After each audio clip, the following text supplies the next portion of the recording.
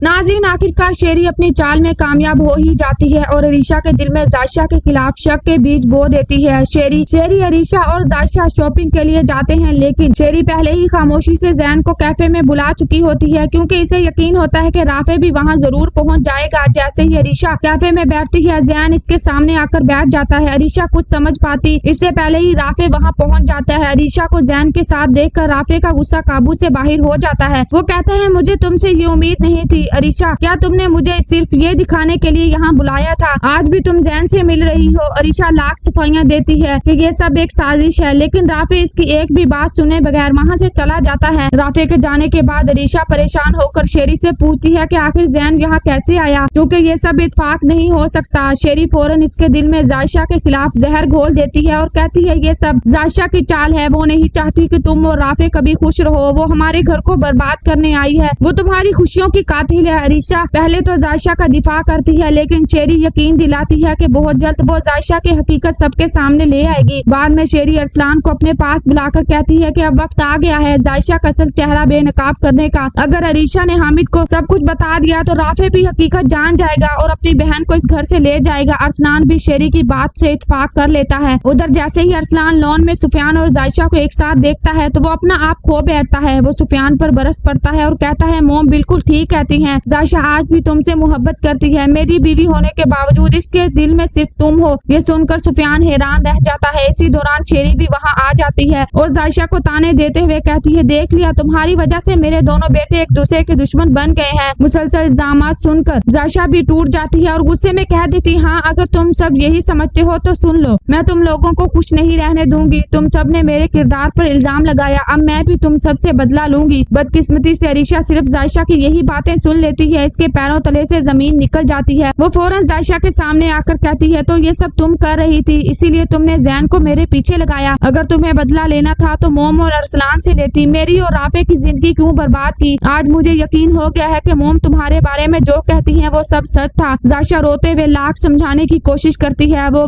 बेकसूर है, लेकिन अरीशा इसकी कोई भी बात मानने को तैयार नहीं होती। वो कहती है, जिस जायशा को मैं जानती थी वो कोई और थी, लेकिन आज मेरे सामने खड़ी जायशा बिल्कुल बदल चुकी है। मैं राफे को सब कुछ बताऊंगी और इसे बताऊंगी कि हमारे रिश्ते को तोड़ने की कोशिश किसी और ने नहीं बल्कि तुमने की है। ये कहकर अरीशा वहाँ से चली जाती है, जबकि जायशा बेबसी से आंसू बहाती रह जाती है और शेरी अपनी कामयाब साजिश पर दिल ही दिल में मुस्कुरा उठती है।